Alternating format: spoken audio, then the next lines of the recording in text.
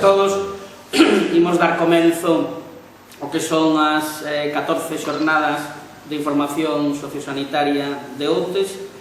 Como sabedes, son charlas coloquio que comenzamos no mes de outubro e as rematamos en maio, van co curso escolar e serían unha cada mes, normalmente coincide co xoves, excepto no Nadal e algunha festa así que se nos escape, que non poda ser o último xoves, pero é o día que aproveitamos para facer as charlas. Para a inauguración contamos ca presencia do alcalde, de Manuel González, e da concellal de Servicios Sociais, e contamos con un ponente de luxo que, xo veredes, que é o Dr. Miguel Vázquez, que nos vai a falar sobre o tema do envellecemento e a calidade de vida, que consideráramos que era un tema importante e un tema que normalmente, cando falamos de envellecemento, cando falamos de pensións, cando falamos de xubilacións, cando falamos de todos estes temas, sempre un concepto negativo, e hoxe veremos que chegar a vello é algo moi bo, moi bo, moi bo. Ben, sin máis, eu lle dou a palabra ao alcalde para que faga a inauguración das xornadas. Moi ben, pois boa tarde a todas e a todos, e antes de nada, agradecervos a vosa presenza hoxe aquí. Como ben dicía o doutor Xosé Dios, tanto Raquel García, que é a concelleira de Benestar e Igualdade e Asuntos Sociais, como eu mesmo, estamos moi contentos de estar aquí e de estar e de acompañarvos nesta xornada de inauguración dunhas xornadas que xa son un clásico do noso concello, non? É dicir, a 14ª edición, o cal quere dicir que se permanece no tempo e que teñen interese por parte da cidadanía, non? Dende o Concello simplemente queremos agradecerlle ao doutor Xosé Dios o esforzo que fai todos os anos en organizar estas jornadas. Creo que a medicina é algo máis, efectivamente, que atender os pacientes cando o requiren, moito máis que iso, evidentemente, dialogar e falar e tamén explicar e informar o que estamos facendo aquí. E hoxe, ademais, con un tema que eu creo que é moi interesante, co doutor Miguel Vázquez, o avellentamento e a calidade de vida. Que dicirvos, o Concello de Outes, pois, efectivamente, ten unha pirámide poblacional onde domina claramente a xente maior e nós, ainda hai tempo, consideramos que iso hai que velo como unha oportunidade tamén, en moitos sentidos, en moitos sentidos, incluso como unha oportunidade para crear riqueza, pois nas sociedades modernas a xente maior está activa, a xente maior tamén require servizos e iso é unha posibilidade para emprego, para crear riqueza, en definitiva, para moita xente. E ademais a xente maior sodes un caudal de experiencias, de coñecemento que convén poñer en valor. E cada vez o período de ser maior prolongase, antes ao mellor eran 10 anos e agora son 20, 30, 40, canto máis mellor. Eu creo que hai moito que dicir, hai moito que falar sobre esta cuestión. Por eso nos parece moi interesante, moi acaído que veñas, Miguel, a falar hoxe sobre este tema nun concello como noso. E dende a nosa parte, pois pouco máis, dicir, porque nos temos que abandonar porque temos pleno acto seguido, seguramente non é tan afable como vai ser esta charla, seguro que che fan preguntas moito máis agradables, ou non que se sabe, pero ali iremos, seguramente tamén teremos despois algún risco cardiovascular e cousas así, estou vendo a seguinte charla. Por a nosa parte, nada máis. Moitas gracias por estar aquí e agardo que vos sexa de interese e de utilidade esta charla.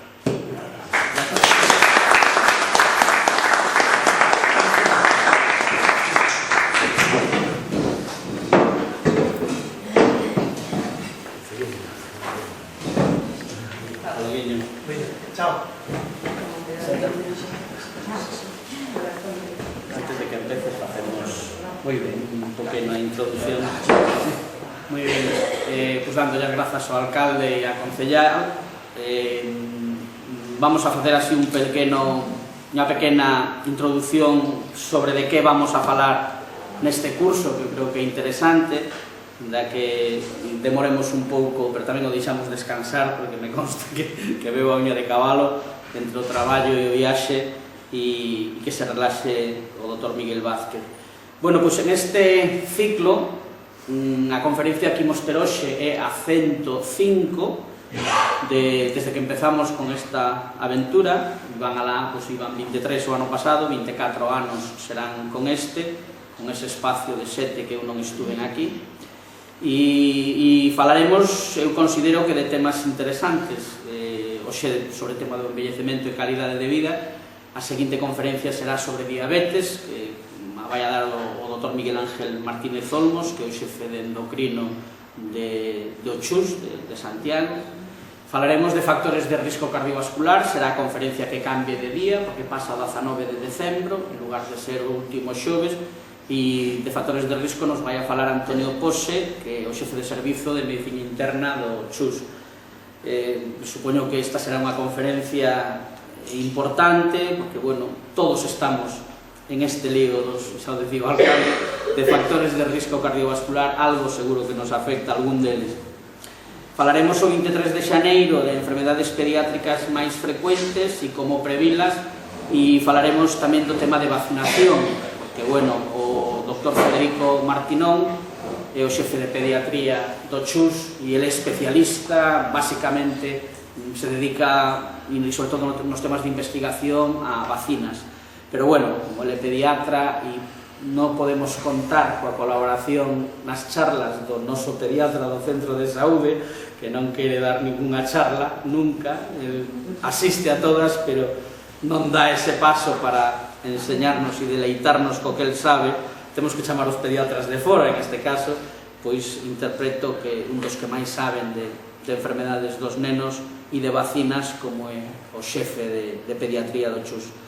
Falaremos en febreiro do síndrome ansioso depresivo, tamén era un tema pendente que nos quedaba e que temos a posibilidade de contar co Dr. Pablo Martínez Gómez, que é o responsable de psiquiatría de Noia, que é o que nos corresponde a toda a comarca, tanto a área de psiquiatría como a área de psicología, por suposto, e a verdad que contamos co antecesor del, pero el xa leva bastantes anos aquí e non contáramos nunca con el, cando lle dixemos, pois encantado de vir aquí a falarnos deste síndrome ansioso depresivo.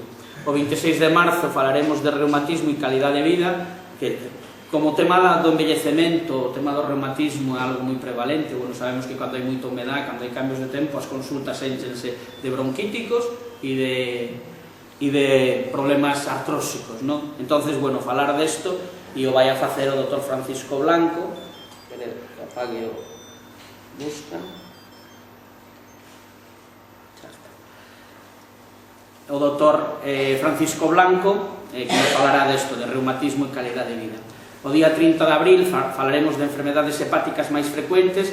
É un tema moi interesante, un pouco máis complexo e que non ten o mellor moito que ver ca primaria, pero, bueno, como tiña a oportunidade de contar con Santiago Tomé Martínez de Rituerto, que é o xefe un experto da unidade de hepatoloxía e de trasplante hepático, digo que non pega en atención primaria moito, pero tamén para saber que se está facendo, e temas hepáticos pois non tratamos nunca, que eu recorde, das 105 conferencias, porque algunhas sí que repetimos, pero desto non. E Santi foi compañero meu na Salle, durante 11 anos coincidimos, despois coincidimos na carreira, el se fixo especialista en este tema, e facía moitos anos que non o veía, coincidín con el, lle propuxen o tema e encantado, xa sabía das charlas, porque, bueno, temos a ventaxe de que o único, o lo dixen alguna vez, o único que me dixo que non as charlas de todas as que levamos é o Dr. Garcini, o único, de verdade, poño a man no lume, pero, bueno, non perdo a esperanza de que aquí que nos xubilemos os dous, tú vas a tardar máis que eu en xubilarte, entonces, pois, algunha has de dar. E remataremos con algo tamén que está innovándose, e que eu estou no comité de farmacia cada día, o Dr. Hugo Vázquez nos trae un produto novo para o tema do cancro, é algo que do cancro de pel estou falando, e de outras lesións dérmicas importantes. Todo o mundo coñece a Hugo, que é o xefe de servizo de dermatoloxía do CHUS, algúns probablemente xa pasaxedes polas mans del, e, bueno, vai a ser o que clausure as xornadas. Entonces, para non demorarnos moito no tempo, facemos a presentación esta agora, porque o alcalde tiña prisa e tiña pleno despois e tal.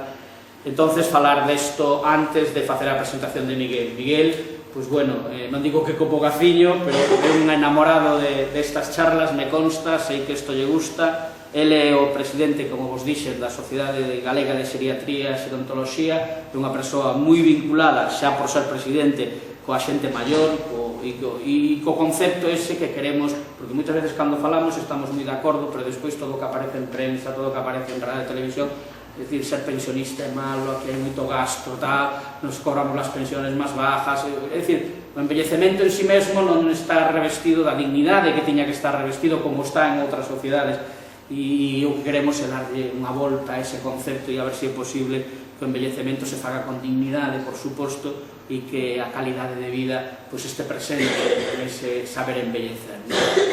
E ben, non me enrollo máis. Miguel, xa agora te acabas de presentar ti, que xa coñeces o lugar, xa coñeces a casa, xa nos coñeces prácticamente a todos, e te deixamos para que nos podas, evidentemente que se me olvidou dicilo antes e foi un fallo, pero bueno, con isto de estar a todo, dar as grazas, por suposto, ao Concello de Outes, que xa lle dixemos en persoa, ao Centro Social, Elvira, o xa lle dixamos, ten un marrón en la sola, que non está máis xente para botarlle unha man, pero vedes que isto está sempre ben, eu xa ni me preocupei do ordenador hoxe, que é o que máis me pon nervioso, e xa hasta fixo ela todo moi ben. O Centro de Saúde de Outes, a Sociedade Galega de Xerontoloxía e Xeriatría, a Disbismur, que, bueno, o detalle que lle demos despois ao rematar a Miguel, pois está feito por eles, por suposto, como todos os que entregamos, a Asociación Cultural Terra de Outes, Vicente, o Panel, o Roger, que lle chama, que me entrei hai uns días que se chamaba Roger ou Roller, que é o que nos fan, e a Xerencia de Xestión Integrada, que é a que nos dá, que ahora temos que cambiar, porque ahora xa temos xerencia propia, despois de todas as pelexas que tuvemos coa administración, conseguimos que a atención primaria este en pé de igualdade, con orzamento propio e con xerente propio, da que non se chama así, se chama director, pero ahora a atención primaria estará ao mesmo nivel que a atención hospitalaria, con simplemente os cargos orgánicos por arriba, pero tendremos un orzamento propio, non dependeremos da xerencia hospitalaria, que moito do que está pasando en primaria é por ese motivo, pero bueno, eso se nos escapa. Darvos as grazas, por suposto, a todas e a todos.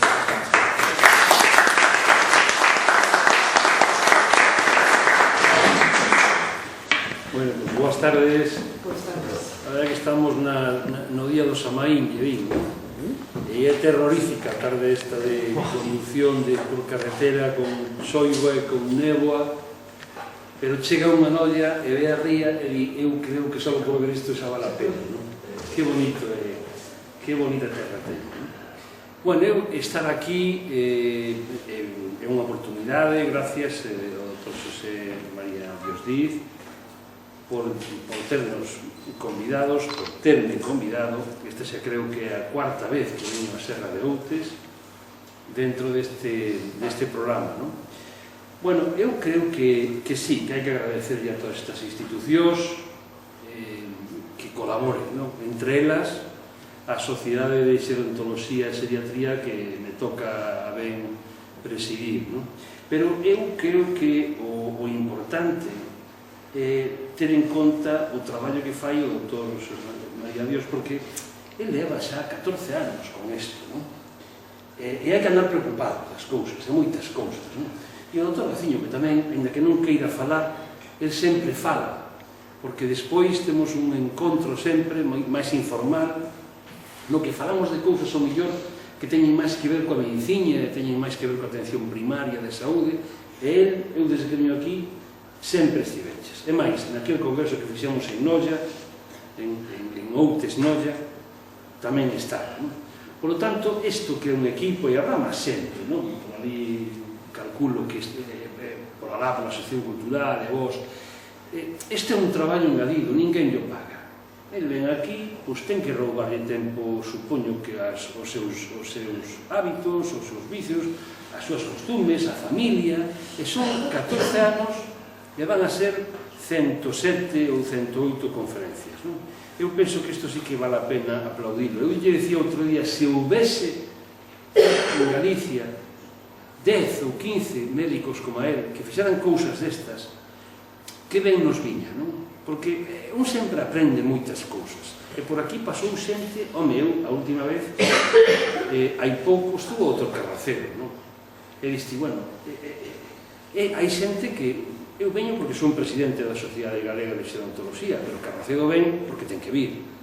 Pero claro, que veña aquí Carracedo, probablemente, pois ven porque, como a min, pois veo o que faz, e quen che di que non? Pois ninguén, e ti tampouco, pero ti estás detrás, apuxando no tema. Non, é verdade, non? Porque isto, claro, para mí engañou, porque me dixo, non, hai que falar de avellentamento, tal, porque hai xente maior. Eu miro, e digo, onde está a xente maior? O sea, a ver, non, claro.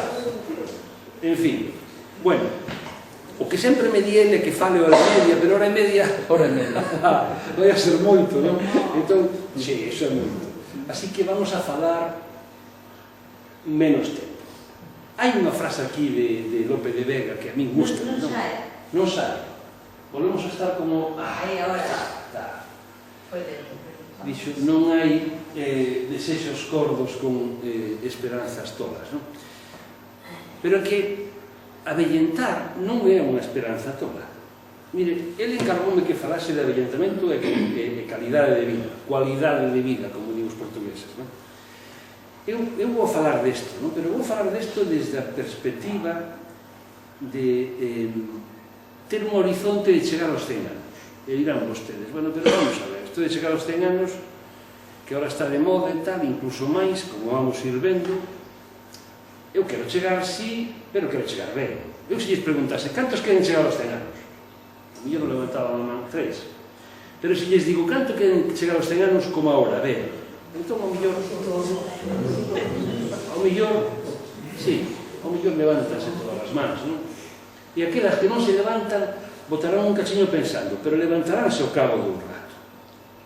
Un sabe o que hai aquí, e non acaba de saber o que hai, se que hai algo, non? O sea, en outro lado. Por lo tanto, non é unha esperanza tola, é cumprir moitos anos. Nunca na historia da humanidade, hasta ahora, viviu tanta xente maior. Neste concello de Outes é probable que máis do 60% teñan máis de 65 anos. O sea, máis de o 60%. O sea, 2 de cada 3 terán máis de 65 anos. En Galicia, 1 de cada 4 ten 65 anos. Somos das comunidades, voulles amosar das cousiñas, sin falar moito disto. Mire, a Nacións Unidas publicou hai 2 anos, no 2017, un informe que dice que a longevidade humana, porque unha cousa é o avellentamento, outra cousa é a longevidade. A longevidade é a cantidad de anos que podemos vivir. E o avellentamento é un proceso que vai acontecendo en todas as persoas, non sei moi ben por qué, e vamos cambiando. Cámbianos o color do pelo, cámbianos a forma da piel, cámbianos o aspecto do corpo, cámbianos a función do corazón. Eso é o avellentamento. Pero a longevidade ten que ver co número de anos que vivimos. E mire, das rexións da Unión Europea, datos de Eurostat, non son datos do Goberno de España nin da Xunta de Galicia, son de Eurostat, Oficina Europea de Estadística. Entre as 10 rexións máis avellentadas da Unión Europea nos 28 países están Lugo, Zamora e Ourense, que son as rexións, as provincias, onde hai maior número de persoas maiores. É impresionante. Pero, se vamos a mirar agora Lugo, Ourense e Zamora, se miramos a seguinte diapositiva, que estes son os que teñen máis de 85 anos. Porque, claro, cando falamos de avellentamento, cando un é vello? Cando eres vello? Cando tes 60, 70, 80, 90? Cando che doi algo? Cando perdes as ganas de vivir? Cando xa non te enamoras? Ou que? Un cando é vello. Un despertas un día pola mañá e di son vello. Ou que? Sí. Non, porque as enrugas imos as vendo ao longo do tempo. Unha, me lembro da primeira cana, cando un día, con 28 anos, daquela tiña máis pelo. Asomei ao espello, había luz, a miña desgracia, e vina. Dixen, 28 anos unha cana. Era o primeiro signo, digamos, non, de avellentamento, unha cana, non? O sea, por que cambia o color do pelo? Non? Miren, mayores de 85 anos. En España, isto que está máis oscuro son as rexións onde hai máis persoas maiores de 85 anos. Pero, entre a Unión Europea, vou quitar un poquinho isto aquí porque o brillo topa, hai un pouco,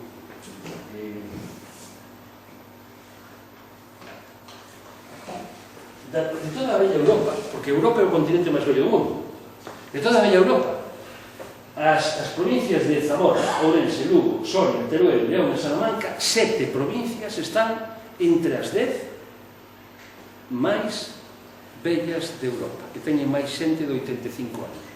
O sea, quero decir que non somente hai moita xente de máis de 65 anos, sino que hai moita xente de 85 anos, que aí está realmente a belleza. Aos 65 anos ninguén é vello, aos 70 tampouco, aos 80 tampouco, e aos 85, bueno, xa as cousas poden ir cambiando, non? Sí, que non para todos, pero bueno, imos ver, non? Por lo tanto, isto que parece unha tontería, que Galicia teña 2 provincias entre as 5 máis avellentadas de Europa, chama atención, non? Chama atención. Isto no 2017. Vai haber moita xente maior, sí, millóns de persoas maiores, non? O rollo é que hai uns cuantos anos, cando alguén cumpría 100 anos, iba o alcalde, o cura, a Guardia Civil, iban todos, porque cumpría 100 anos, iban a ver como era unha persoa de 100 anos.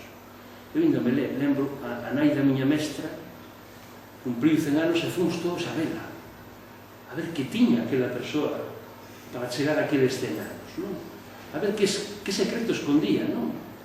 Para chegar aos 100 anos. Hoxe en día, en Galicia, probablemente non, en Galicia hai 1.800 persoas que teñen máis de 100 anos.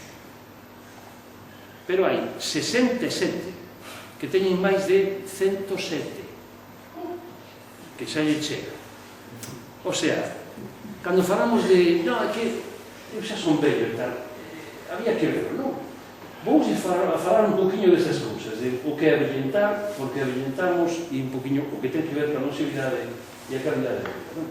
Avellentar xa os expliquei, un proceso que hai quen di que empezamos a avellentar dende que nacemos, hai quen di que empezamos a avellentar aos 20-22 anos, hai quen di que, bueno, o primeiro momento da vida xa empezas a avellentar, pero eu me acordo, a mí na escola explicaban que había unhas cousas, as células, que eran a parte, digamos, o ser vivo máis pequeno, as células que se dividían en 2 que eran exactamente iguales que a primeira, e morría a primeira e quedaban 2 que eran idénticas, exactamente iguales, e aquelas 2 dividíanse en outras 2 e así moitas veces de tal xeito que, bueno, teóricamente as células eran idénticas. Entón, se son idénticas,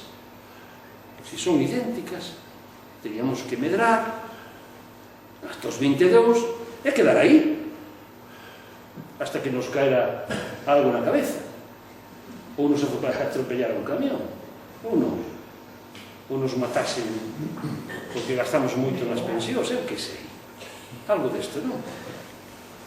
Nos decían que avellentaba todo o mundo, que o avellentamento era universal, avellentaba o rei, avellentaba o papa. Nos decían que o avellentamento era irreversible, non había maneira de volverte novo. De feito, na historia da humanidade, o ser humano sempre andou buscando o xeito, non? De non avellentar, incluso de volverse novo.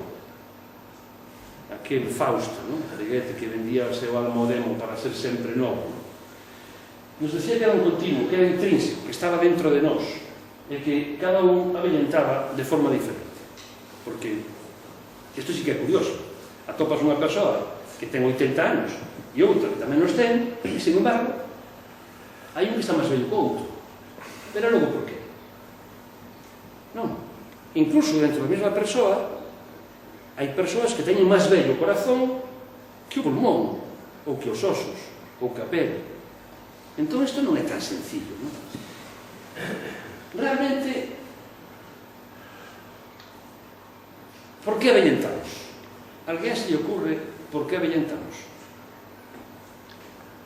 Ustedes saben por que nos facemos vellos? Por que nos quedamos aí nos 20 anos? Ou nos 30? Ou nos 40? Ou nos 50?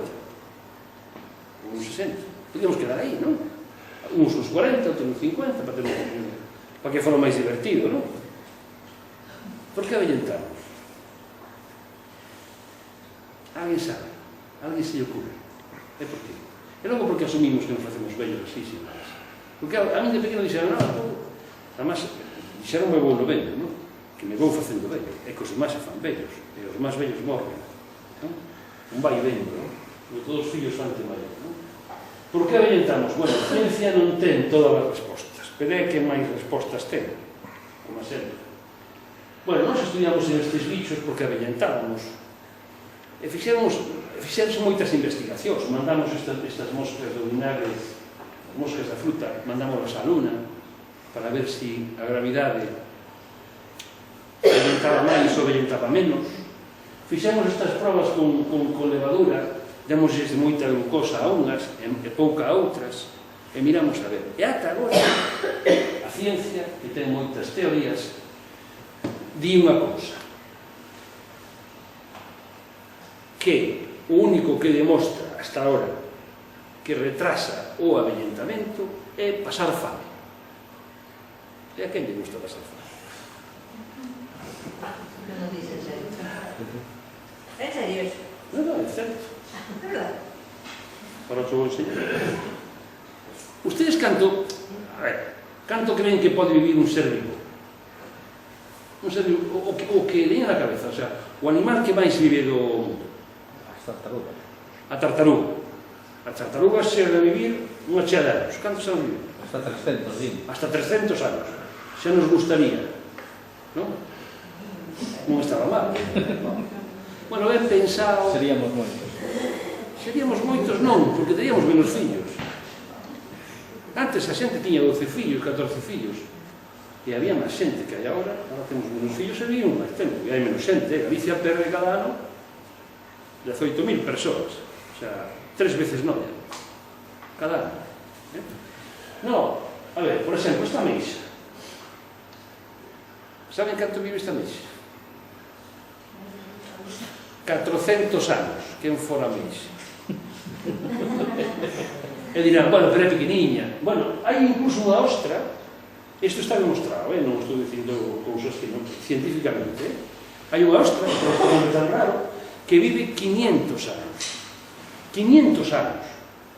Con carbono 14, medimos e tal. O sea, estas ostras naceron no 1400 e pico. É impresionante, Pero hai xente que vive, bueno, porque son pequeniñas, como son pequeniñas viven máis. Non. A ver, por exemplo, esta barea vive 200 anos. E hai uns cuantos anos descubriuse no Ártico, no mar Ártico, un tiburón que vive máis de 400 anos. Xa se encontraron varios tiburóns. Hai un que ten 465 anos, con carbono 14. Impresionante. E entón, se hai un bicho que vive 400 anos, por que hai outros bichos que só vivimos 100 anos? Que pasa? Bueno, pois a isto estánse dedicando a investigar algunhas grandes empresas. E xa hai uns cuantos anos a revista Nature, bueno, estas son teorías do avellentamento que non vos vou a contar porque son bastante largas, ademais son teorías, realmente non temos ninguna cousa certa. Esta señora que ven aquí é unha señora, han pensado que é unha señora de Outes, é unha señora de Rumanía, unha foto que pillei e digo, se esta parece unha veciña que teño ali, ou non. E leva a credenciña, o pucho, o mandilón. Quero dicir que o avellentamento é moi semellante, non? Eu vou por aí, conozco menos o Oriente, non? E África, pero non Sudamérica, por exemplo, non? E todo o Norteamérica. A xente maior ten as mesmas arrugas, leva unhas zapatillas de cuadros, todo é moi parecido. Bueno, por que morremos? Logo, se non chegamos aos 400 anos, por que morremos? De vellos? Non. Ninguén morre de vello. Porque por que ningún morre de vello? Porque para morrer de vello teríamos que vivir tanto como viviu o que máis durou, non? A ver, imagínense ustedes que unha persona viviu 115 anos, e se podía morrer de vello. Entón, todos os que morren con menos anos non poden morrer de vellos, teñen que morrer de outra cousa, de enfermedades, non? Está, ben. De que enfermedades morremos? Xo decía o Dr. Dios. Morremos de enfermedades cardiovasculares. Morremos, a xente di, eu morro cando Dios queira. Non, Dios está moi ocupado, meu fillo, non. Morres cando ti... Claro, é fácil botar a culpa a Dios, pero non. A culpa de o pouco que me cuido eu, teño eu. Non a teño ninguén.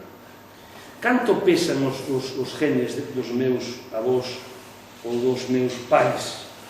Home, sí, ter avós lonxevos e ter pais lonxevos, en principio, tes máis ventaxas, un 25%. Pero o resto ten que ver co estilo de vida de cada quen. Por eso, a conferencia ten que ver coa calidade de vida. A calidade de vida depende basicamente de nós, porque un non ten máis calidade de vida porque teña máis cartos. Onte falaba con unha señora que está en Miami e me decía, estuve ali con un señor que ten unha mansión tremenda e tal, estas que tardas media hora en recorrer, cando terminas chegas onde ten os barcos e tal, pero o fulano ten unha depresión. Entón xa me deu menos envexa. No cabo, ten moitos cartos e de que llevar, non? Quero dicir que a calidade de vida é moito máis complexa, ten que ver cos cartos, incluso ca saúde mesmo, non? Ten que ver tamén con como te sintes ti, como te ves a ti mesmo, como te ven os outros, cantos amigos tes, onde vives. Hai moitas variables, é moi complexo, é un proceso que ten moitas caras, moitas aristas. Mire, isto está recollido nun libro de unha científica que se chama María Blasco. María Blasco traballou coa Premio Nobel de Medicina de hai 3 anos e traballaron analizando por que a xente avellentaba e por que a xente morría. E agora está dirixindo en España o CENIO. O CENIO é o Centro Nacional de Investigacións Oncolóxicas. Oncolóxicas ten que ver cos tumores, que é unha das cousas que nos mata, o cáncer, non? Ten que ver co cáncer. Esta María Blasco, que é unha investigadora, publicou un libro que se chama Vivir, creo que se chama así como Vivir bien más allá de los 140 años. Unha cousa destas, non? O sea, ela entende que as persoas que están nacendo agora, van a vivir 140 anos. 140 anos. Non está mal. E ustedes dirán, bueno, ao fin e ao cabo tampouco é tanto.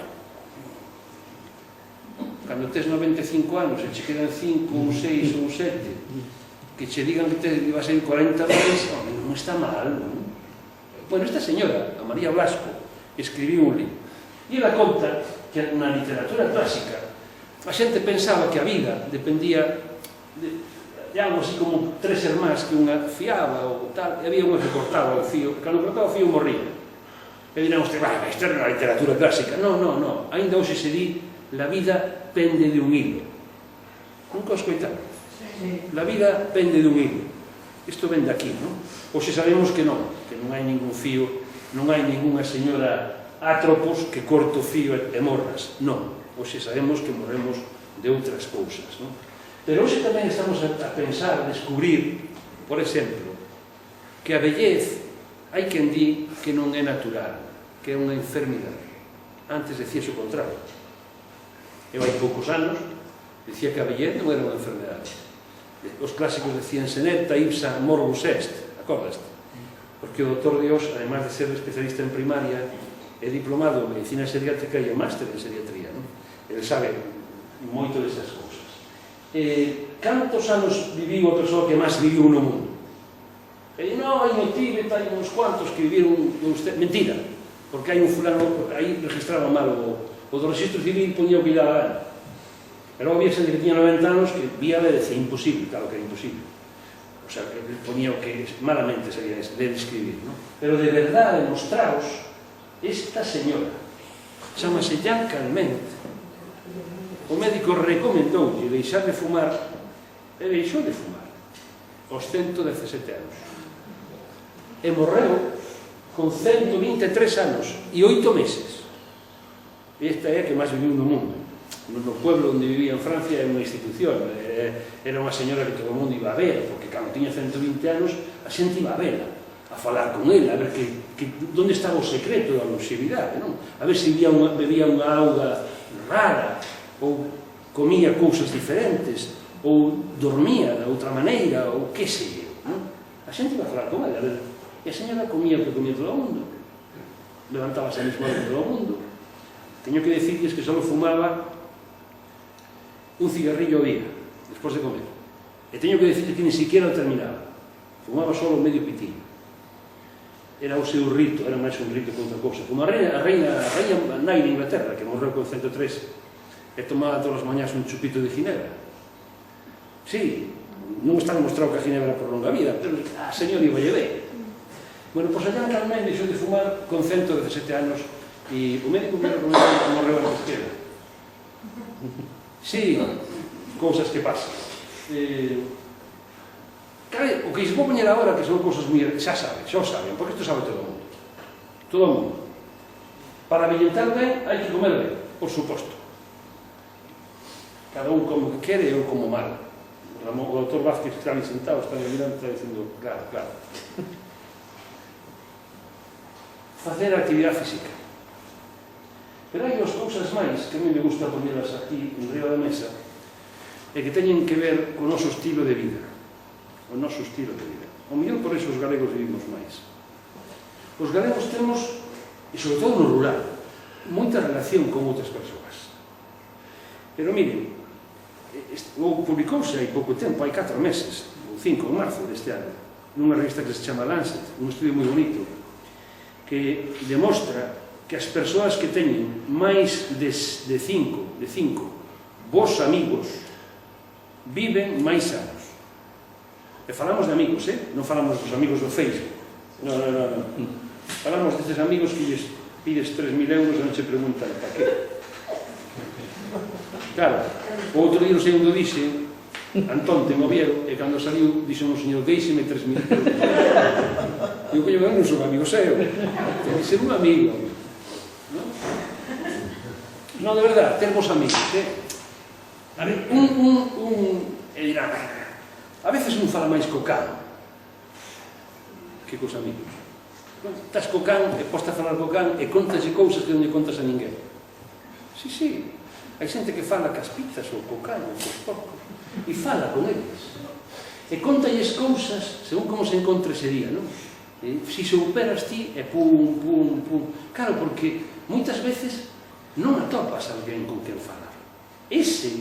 Ese amigo ten que sustituir o can, ese é o bo amigo. E hai que ter polo menos 5. Eso di a ciencia, non? Conste que tamén ter animales de compañía é moi saludable.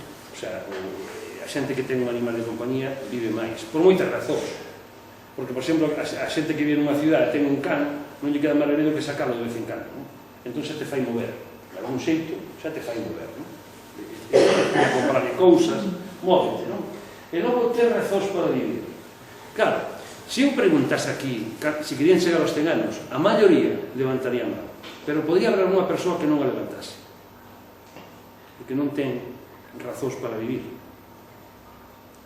As razóns para vivir son fundamentais, sobre todo cando estás mal, porque cando estás ben é fácil, non? Pero cales son as razóns para vivir? Mire, eu o luns pola tarde estaba falando con un señor que ten 92 anos, é paciente meu, e me decía, é que eu agora xa non teño ganas de vivir, levántome e canso, camiño un pouco e o corazón latexa. Digo, claro, José, digo, cando usted chegou aquí andaba todos os días pola mañá e pola tarde, dun lado para outro, agora non anda, perdeu masa muscular, perdeu forza nas pernas, e agora cando se ergue, como non sei como se levanta, moi poquinho, está sentado toda a mañá, está sentado toda a tarde. Levántase para ir a comer, ao comedor e volver. O sea, non fai máis cousas. Claro, non se cansa porque teña 92 anos, cánsase porque nunca se ergue. O outro día unha rapaza lle decía a seu pai, "Baba, por que non vas a unha rapaza, unha señora?" Por que non va xogar o domingo? O señor ten 87 anos. Que filla, eu son moi maior, era canso. É o bar, teño que ir ao bar e volver. Pero aí enfrente hai un señor que ten 91 e vai todos os días e non se cansa. E por que non se cansa? Porque el vai todos os días e ti non vas nunca. E claro, non vas nunca, o día que vas, cansas. E de que depende iso, moitas veces? Da actitude que ten a xente. Eu, se me vexo vello, a xente vai por aí presumindo de vello. Non, que xa son moi vello. Pero moi vello pa qué? Pero moi vello pa qué? Tes 123 anos? Home, se tes 123 anos, calo. Pero se non os tes, entón non eres vello. A ver. Home, 123, bueno, 115. 110, 105, claro, 100. A ver, se non tes 100 anos ou máis, non podes ir por aí presumindo de vello. Vai xente que xa son moi vello, como son moi vello, xa estou xubilado e non teño ganas de, non? Ben, que prolonga a vida? Mire, no ano 35, dous investigadores demostraron que a comer pouco incrementaba o 30% da esperanza de vida de uns animales que son unhas ratas de laboratorio. Desde entonces, veuse investigando porque a ninguén lle gusta, como decíamos, pasar fame, non? Os efectos benéficos de modo que fabricas un medicamento agora que engaña o corpo. O sea, tú comes e entonces tomas a pastilla e esa pastilla fai que se bloquee relativamente, non todos, pero limita a absorción dos hidratos de carbono, dos azúcares, atómamos diabéticos, fundamentalmente. Si, atómamos diabéticos, pero outro día nun congreso nos Estados Unidos, de xeriatría, un dos médicos preguntou: cantos médicos de aquí tomades esa pastilla? O 40% estaban tomando metformina. O 40%. E cando preguntou por que os medicamentos máis, había médicos que tomaban 3 pastillas para non avellentar. O sea, o tema de non avellentar, bueno, de feito, vou a decir que con este medicamento, que a metformina, aprobouse hai 3 anos o primeiro proxecto de investigación da FDA que non é para que non avellentes, é para que rejuvenece. O sea, parece ser que este medicamento rejuvenece as células, que manda truco. O sea, xa non estamos impedindo que te fagas vello. Non, estamos rejuvenecendo as células. O primeiro estudio de investigación que se está a facer en Estados Unidos. O problema é que nós nacemos moi pronto, teníamos que haber nacido 100 anos máis tarde. Pero mire, hai un laboratorio, hai unha empresa que se chama Google. Ustedes conocen Google? Google. Sonalles Google. O Google. Sonalles o Google. Doctor Google. O Google é a empresa máis grande do mundo. Bueno, pois Google ten unha empresa que pertenece a Google, dedicada á investigación do avellentamento, que se chamaba Alphabet. Agora chamase Cálico. Están traballando en esta empresa moita xente e parece ser que xa están descubrindo algunhas cousas. Por exemplo, estes 5 xenes, os primeiros chamáronse gerontogénicos. Estes son os DAF, os ER, os CLOC, os OUL, e modificando estes xenes, por exemplo, os CLOC, os ratos viven o 35% máis de anos. O 35% máis serían 35 anos, ou 30 anos, no caso noso. O sea, viviríamos 30 anos máis. E 30 anos tampouco está mal, que é o que decíamos antes, non? Bueno, hai un tema, hai un problema. Perderíamos a capacidade para ter fillos. O sea, perderíamos a posibilidad de replicar. Pero, bueno, hai xente que, home, total nos vou a ter, se vivo 30% máis non está mal. Pero, agora incluso, o que se está facendo é as ratas teñen fillos, despois de ter fillos, modifican os genes e viven 30% máis. O sea, hai 3 días conseguiuse en Estados Unidos unha máquina que ten a maior precisión en modificación xenética. Todo o que ten que ver con a medicina xenómica é un espectáculo, non? É moi probable isto chegue aos nosos fillos, non? Por lo tanto, iso que decíamos antes, non? De que a vellez non era unha enfermidade, os laboratorios están buscando a razón de por que avellentamos e parece ser que nos matan as enfermedades cardiovasculares que teñen que ver fundamentalmente con o noso estilo de vida. Este señor, Luis Rojas Marcos, é un psiquiatra que foi jefe dos servicios de saúde mental de Nova York. Un tipo curioso, non? E di que hoxe, solo cunha dosis moderada de prevención, a expectativa de unha vida completa, saudable, xa non é privilexio de uns poucos, sino suerte da maioría. Ustedes acordanse como dibuixaban antigamente os ricos? Con un puro e unha barriga, acordanse? Era así. Hoxe os ricos nin fuman, nin están gordos. Porque saben que o tabaco mata e que están gordos tamén. O contrario, van a gimnasios, pagan entrenadores personales, xogan ao golf, non comen. Eu acordo do presidente de Caixa Nova, Méndez. Méndez nos cócteles que tiña a Caixa só bebía agua.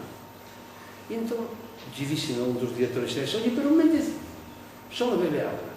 Non, é que só bebe agua porque ele cuídase moito. Quere chegar, quere vivir moitos anos. Ademais, cos cartos que tiña, tamén o entendo, non? Que quixese vivir tantos anos.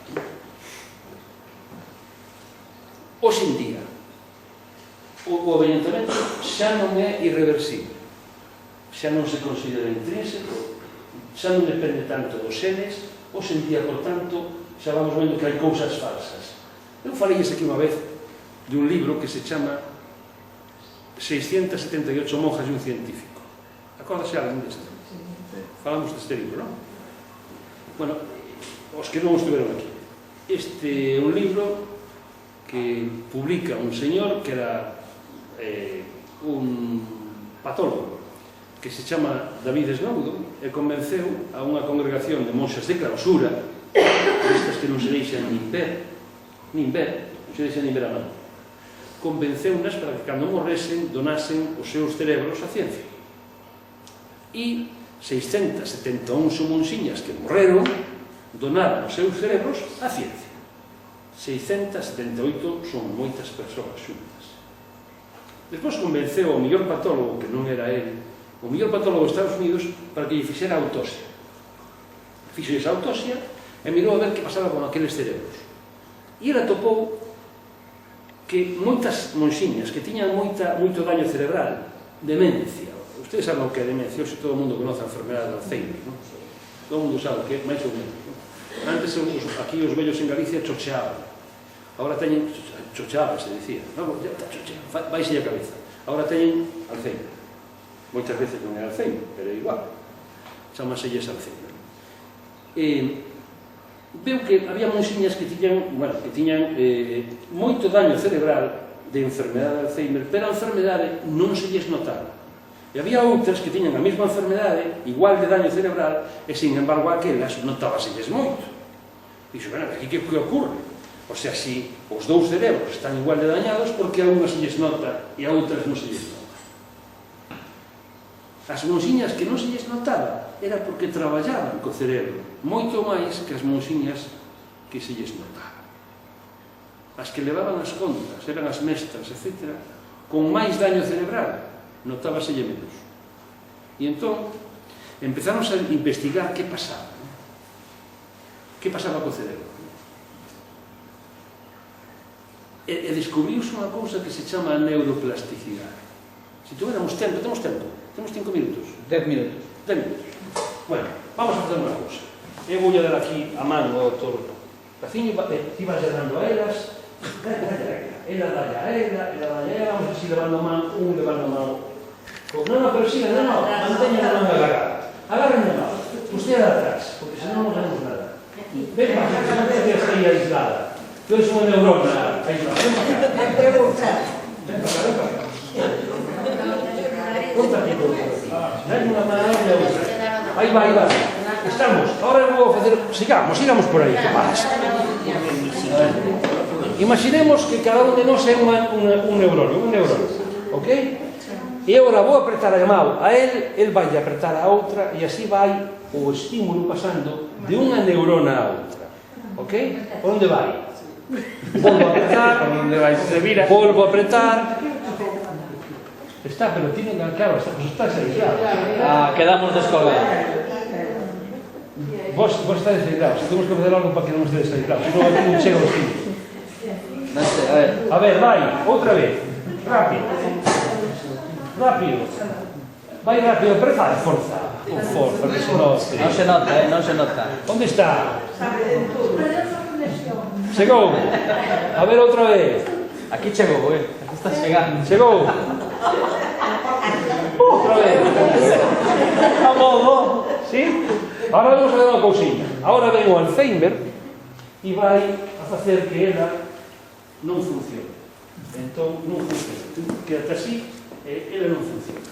E vamos a facer igual, pues como usted, por exemplo. Usted é unha neurona afectada por a enfermedade de Alzheimer e agora, eu cando apreto, o estímulo non pasa. Ok? Porque esta neurona está morta. Pero se eu sigo estimulando esta neurona, por exemplo, aprendo algo novo, esta neurona estírase, por así decirlo, e aquela neurona que tamén está estimulada estírase. E esta que está aquí estírase, e toca, non, usted non funciona. Esa está morta. Sí. Entenden este tema? Isto chamase neuroplasticidade. Agora eu apreto e o estímulo vai outra vez. Sí? Bueno, isto é o que pasa con millóns de neuronas no cerebro cando hai unha enfermedade de Alzheimer.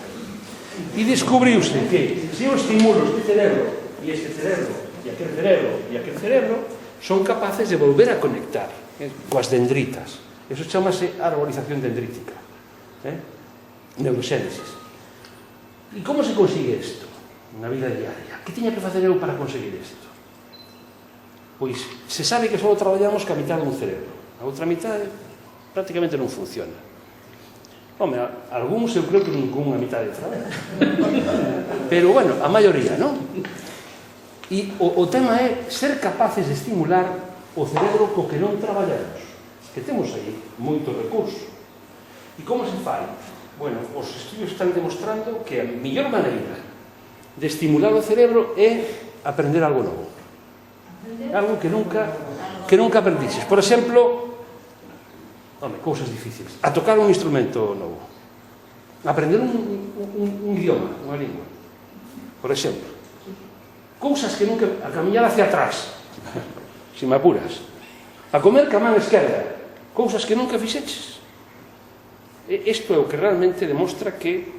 Está demostrado, vamos, que por así decirlo, non evita, pero se tes a enfermedade de Alzheimer, podes vivir sin que se note tanto. Entende o que quero decir? Bueno, iso chamase así, neuroplasticidade. E non é un invento meu, está na ciencia. Xa lle estropei a grabación aquí. Está aí novamente. Pero que eu tiña medio dormido, entón, digo, así se levanto, O estimulaches tamén as neuronas. Estimulaches aí. claro. Bueno, hoxe en día, a cuestión, decía el artigo de uns cuantos anos, non é se a duración media da vida vai aumentar, que isto xa sabemos que vai aumentar. Que van a chegar a 120 anos os que nacen agora, os seus bisnetos e netos e bisnetos, ou fillos, os que nacen agora van a vivir máis de 120 anos, seguro. Iso xa o sabemos seguro, con certeza. Non, seguro. Iso o sabemos seguro. E a cuestión é se os vivimos ben. Este señor, Carlos Soria, cando cumpriu 76 anos, empezou a facer alpinismo. Bueno, xa facía, pero empezou de 76 hasta 79, subiu a 13 montañas de 8.000 metros. Hai que ter moita preparación física, Por lo tanto, o que me veña dicindo con 70 anos que é vello, lle vou dicir, mira, este tío tamén é vello e subiu 13 montañas de 14.000 metros. E vai por a 14. Agora xa non atopa que non pago o rollo, porque teño medo de que morra. Non é broma. E me queren pagar. Porque de feito rompeu a cadera, xa o sabe, non? Que hai xente, para que veño aquí se te sabe? Claro, está na Asociación Cultural. Bueno, alfabeto, decía eu. Sociedade para cambiar. Miren, o rollo é como nos van a ver e nos ven os vellos na sociedade. Isto me decía a mí un señor, levo moito a súa médica a traballar, e me decía un señor, dice, para mí o peor de ser velha que a sociedade na que vivo xa non me fala, non conta comigo. Que espera hoxe a sociedade dunha persoa maior? Que espera? A vella Terra escondeuse cando cumpriu 45 anos porque non lle gustaba que a visen bella. Sentíase bella, bueno, hai que encontrar outra cousa, pero por aí vamos tiros, non? Que espera a sociedade hoxe en día dos vellos? Un móvil. Un móvil. Un móvil espera que lle regalen os netos. Sí, é verdad.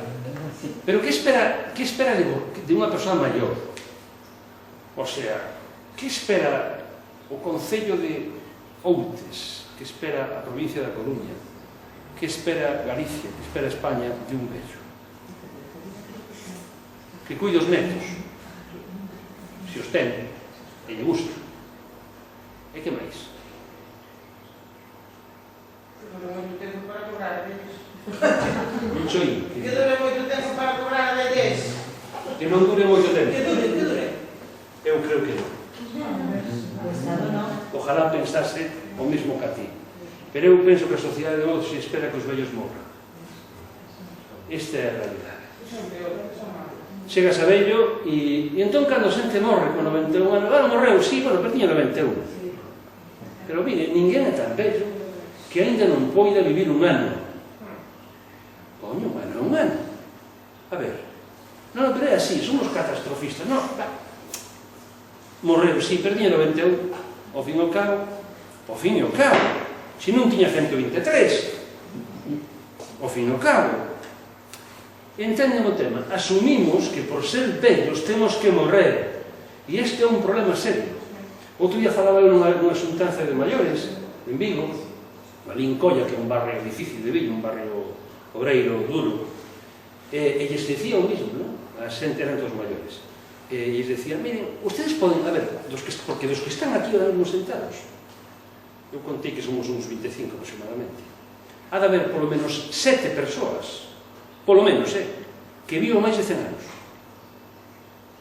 Dos que estades aí sentados. De nós mismos? Sí. Calculado, está calculado. Aí eu sou posible. Non sei que, pero ponlle entre 5 a 7 persoas, dependendo de moitas cousas. Pero que non está mal 100 anos, non? Quero decir que o que non podemos pensar é que os 80 anos xa somos maiores. Non, os 80 tes 80, e os 90, 90, e os 95, 95. E non hai máis. E claro, isto é importante, creo, porque se tú tes 80 anos e pensas que vas a vivir hasta os 100, o mellor pinta a cociña. Ou cambias de coche. Moras nos dedos. Ou te laboras, ainda tes tempo. Entenden o tema? Calidade de vida, claro, porque para falar de... Mire, eu, despois de 30 anos que levo dedicado a traballar con persoas maiores, cheguei á conclusión de que a única maneira de que a xente realmente pense en positivo cando ten anos é que teña a creencia de que vai a chegar aos 100. E claro, como adquires esa creencia? Que xo digan, que xo demostren. Mira, é que estadísticamente 5 dos que estades aquí podes chegar aos 100 anos. Coño, pois se chego aos 100 anos, o mellor vale a pena cuidarme. Entende? Porque temos que cuidar o corpo para que chegue aos 100 anos.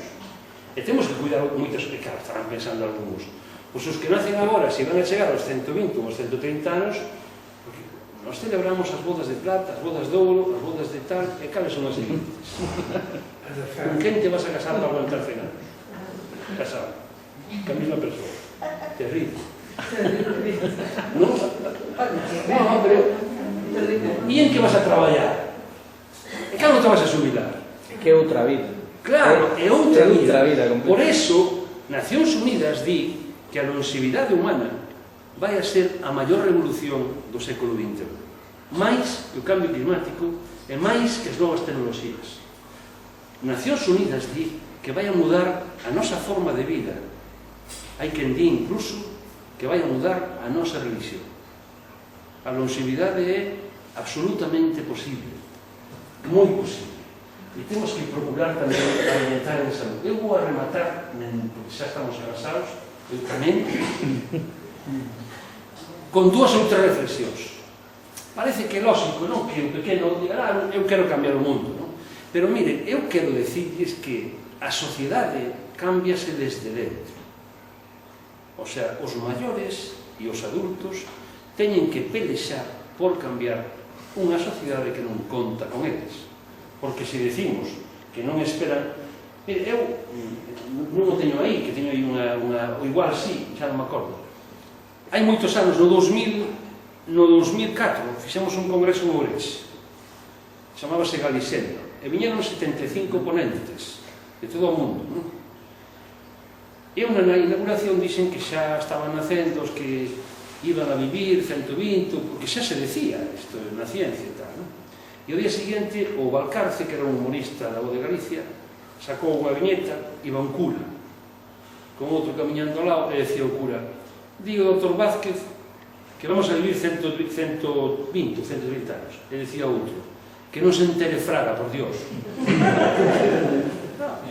Claro, provoca risa, pero realmente é un insulto. Eu podo non estar de acordo, de feito non estou, con algunhas ideas que defendía o señor Fraga. Pero o que non pode ser é que asumamos que por ser vello non pode ser presidente do goberno da Xunta. Non. Eso sí que non.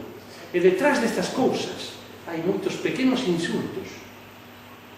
Claro, vas por aí pola calle e dices: ai, que joven te veo, e tes 80 anos. Pero que me estás dicindo? Estás me insultando. Por qué? Porque me estás dicindo que ser vello é malo. É obvio que son vello, teño 80 anos. Ai, que joven te veo. Como se verme vello fora malo. Pero o que pasa que ser vello é malo, ou que? Entenden o rol? Hoxe en día, o edadismo, chamase edadismo, é tan forte como pode ser o feminismo. Se o señor Valcarce hubiera feito un chiste hoxe en día sobre o feminismo, sobre unha cousa de muller, insultado pola cara.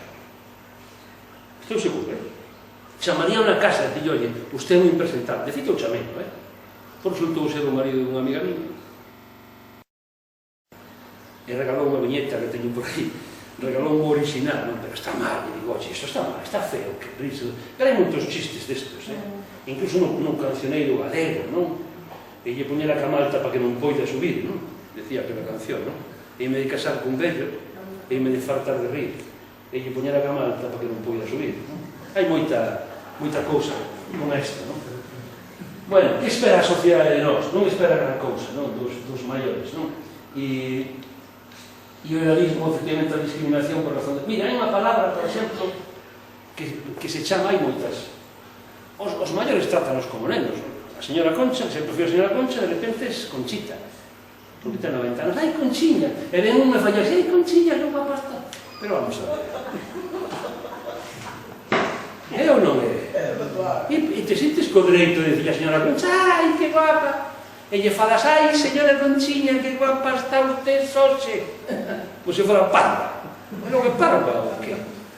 A ver. E venche un rapaz de 14 anos ou de 15 anos e dicen: ai, que guapa está abuela. E mira, nin son abuela, nin quixen ser abuela, nin son a tua abuela. Unha vez me dixo a mí unha señora, e lle dixen: pero abuela, escapouse. E dixo: nin son abuela, nin quero ser, e menos abuela súa. Aprendí. Aprendí non vai aprender. Non, pero é verdade, o sea, a xente siente co dereito de dicir este tipo de cousas, non? E nos centros de maiores é impresionante. Ala, vamos a ducharnos. Vamos non, ou eu, tienen todas a duchar, supoño. E menos comigo. A ver, de que vamos? Pero hai palabras, non, porque as palabras non son inocentes, Un pode pensar que as palabras son inocentes, pero as palabras non son inocentes. As palabras van cargadas de cousas. Van cargadiñas de cousas. Por exemplo, miren, a palabra cuidado, el cuidado de las personas mayores. A quen cuidas? Os nenos. Son como niños. Non van a ser como niños. Serán como vellos, en todo caso. Non pode ser nunca ser como niños. Ninguén volva a ser como niños. Non, es que son como niños, claro. Porque se son como niños, entonces yo los manejo como me da la gana. Entenden o rol? Se os infantilizo, os desposeo do que teñen. Pero de todo o que teñen. Miren, o Inserso fixo unha cousa moi bonita. Eu traballei no Inserso uns cuantos anos. Aquilo que se chama o programa Vacacións Terceira Idade. Ustedes saben, non? Todo o mundo sabe o que é o Inserso, hoxe en día é a segunda palabra máis coñecida. A primeira é Coca-Cola. A segunda é Inserso, non é broma. Certo. Cando preguntas o Inserso, a xente di: sí, viajes, autobuses. excursiones maiores, non? Bueno, hoxe en día non se lle discute a ninguna persoa maior se che di a abuela, ai, que me vou 15 días a Benidorm. Ah, pois que ben, que va, paso ben e tal, non? Ninguén lle discute. Xa veríamos que pasara se a señora esa dixera, mira, vou a vender o piso da Coruña e vou facer un recorrido polo mundo. Pero, mamá, estás todo. Lévanos ao psiquiatra. La incapacitan en 2 Al días. psiquiatra.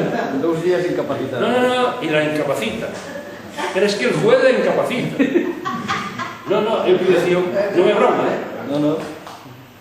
Mire, hubo todos os anos a dar unha charla ao Consello Xeral do Poder Judicial sobre incapacitación e tutela. E lle digo isto aos xuíces, digo, es que aquí, porque claro, é que son capaces de facerlo, de envolverse todo. Pero pasa con cousas incluso máis pequenas, Cando un señor de 85 anos empeza a salir con unha señora de 67 ou 70, os fillos empezan a poñerse nerviosos.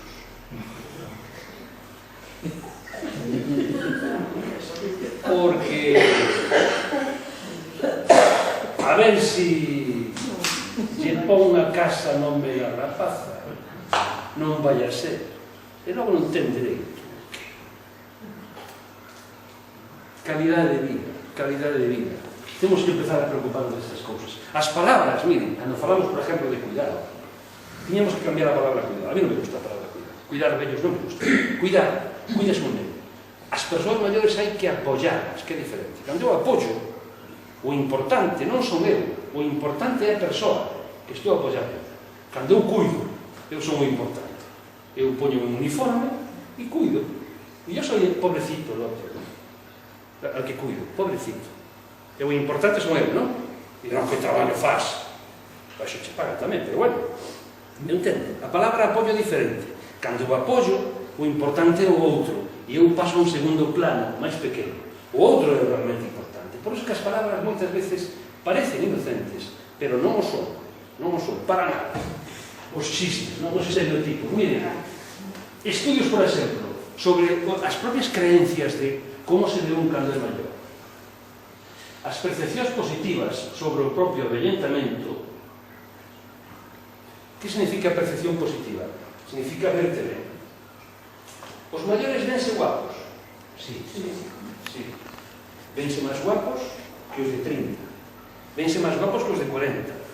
Porque os de 30 miran un periódico, unha revista, salen unhas mulleres e uns homes que dicen, pero estos de onde salen?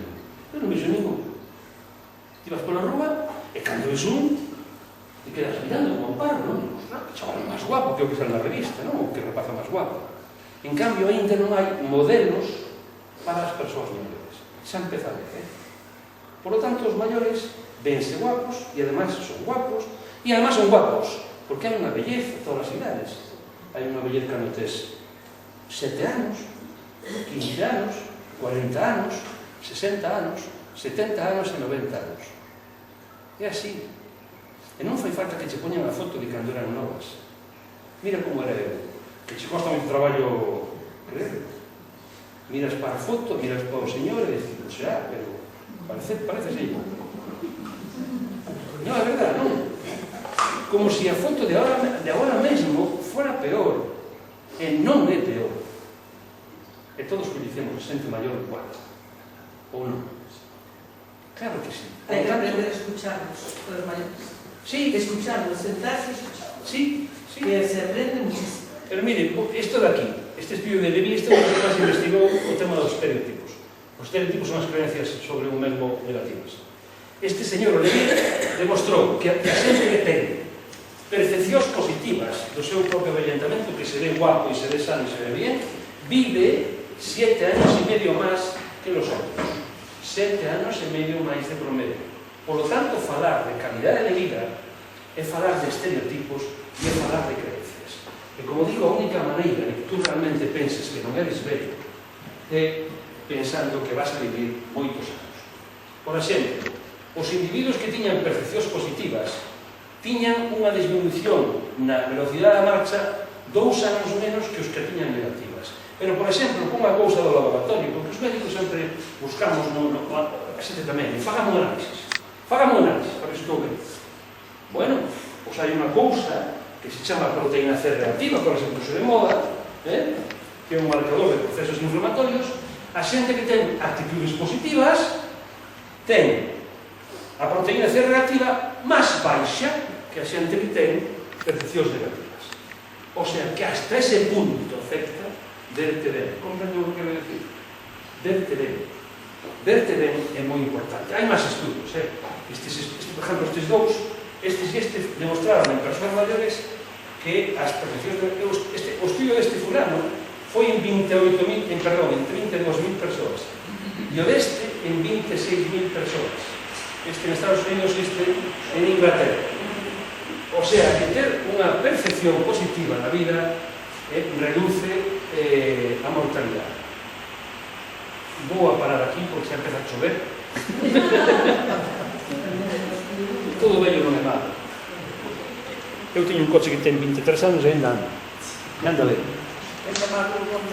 O Pórtico da Gloria, mira os anos que ten, que bonito é.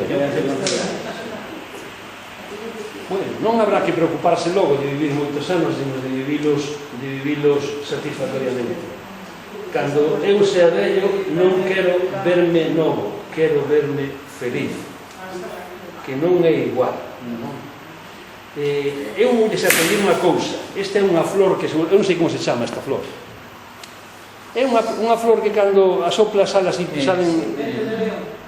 espárcese por aí cando lle soplas, non? Bueno, eu viñen de Vigo aquí, pero para pedirlles isto nada máis, que esparzan, que sequen a humildade que temos na cabeza respecto ao avellentamento, e se sen capaz de decirle aos que vivan con vostedes: oye, eu aínda non son vello, e se o fora, aínda nunca son tan vello que non poida vivir un ano. O sea, cando vayan ao hospital con alguén e non hai que sedalo por qué? Porque ten 92 anos, non. Habrá que sedalo porque este enfermo e non se vai a recuperar, pero non porque teña 92 anos. Eu estou empezando a ver cousas raras en España con estas cousas. E outro día o jefe de recursos humanos que traballaba comigo, José Manuel, ingresaron a súa nai no hospital, 92 anos, e chamoume e dixo: oye, Miguel, ti conoces a miña nai, vouche pedir un favor. Xa sei que te vou a meter un compromiso, pero quero pedircho. É que miña nai ingresou cunha pancreatite, está en insuficiencia renal, e me din que non vai a salir, que é mellor sedala. Eu dixe: non, José Manuel, a tua nai está ben, que non a seda. Ahora, ollo, se non a seda, va a estar un mes no hospital con ela, mañá e tarde, cuidando. Non, eu estou disposto, que non a seda. Outro día, ahora esta señora vive con el, co fillo. Entón estábamos no bar ali do pueblo e tal, e íamos a botar unha partida e dixo: non, que non podo, que teño que ir a era 9 menos cuarto, está a miña nai sola. Fomos ali e vamos a xogar a partida na tua casa, máis tarde xogar no bar que xogar na tua casa, non? Cando chegamos, a señora estaba cocendo as xudías. Dixo: quédame cocidas para mañá, ou verán a seda. Cando contei este outro día en Salvatierra de Miño, había unha señora ali de pé detrás e dixo: mire, non había falado toda a charla, mire, iso que conta. Eu teño 82 anos, a miña filla que está aquí, perdón, 92 anos, a miña filla que está aquí dixeron hai 2 anos que me tiñan que sedar, ela dixo que non, e mire como bailo, e bailaba isto. E veño dun viaxe do inserso, entenden o tema, como a sociedade, solo polo feito de ter anos, é capaz incluso de limitar a tua vida ou incluso de sedarte. Non estou contando cousas que estou nas contando ademais como presidente da Sociedade Galega de Xeriatría e Gerontoloxía. Son datos tan certos como eu estou aquí agora mesmo. O sea, iban a ser sedadas porque tiñan anos. Por qué? Porque cando chega unha persoa maior a un hospital como a nai do meu amigo, a nai do meu amigo ten 4 ou 5 cousas, toma non sei cantos medicamentos, e aos médicos resultalles difícil manexar este tipo de problemas. Non hai xeriatras. Mire, se non houbera, se aquí no Concello de Outes, no Concello de Noia, na comarca de Outes, non houbese pediatras, as nais sairían á rúa protestando e pedindo pediatras para os seus fillos, verdad? Tan certo como que estuvo aquí. De feito, xa o fixeron. Salen a protestar se non hai pediatras. Ustedes viron algunha filla que salía a protestar porque non houbera pediatras? Non. Os pediatras son igual que os pediatras, pero para as persoas maiores. Cando o 60% dos habitantes de aquí son maiores, por que non hai pediatras? Hai só 2 servicios de pediatría en Galicia, un en Vigo e outro en Lugo. Por que non hai en Santiago? Por que non o hai na Coruña? Por que non hai en Ferrol? Porque non se pide porque a xente non o pide. Por que non o piden? Porque esperan que os vellos moran. Entenden o tema. Esta é unha realidade. Entón, por que lles pido eu que esparzan eso? Por que lles pido eu que sequen a planta? Porque a única maneira de cambiar a sociedade é facendo o que poidas facer ti no teu entorno. O sea, vayan ali onde estén, digan, oye, que hai enfermeiras especialistas en seriatría, que se chaman enfermeiras seriátricas, que hai psicólogos especialistas en seriatría, que hai educadores sociais especialistas en seriatría, que se chaman xeragogos, que hai moita xente especialista. Por que non están cando temos unha Galicia tan avellentada e estamos na cabeza de Europa en xente maior? Por que non hai? Por que non se pide?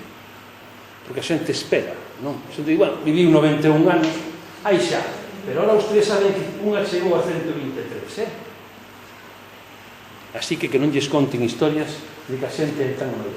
Ese é un libro que a mí me gusta, de José Antonio Marina, que se chama Aprender a Vivir. Non teño aí os 140 anos, pero hai un libro de María Blasco que se chama Vivir más allá de los 140 años, que a mí tamén me axudou para entender estas cousas.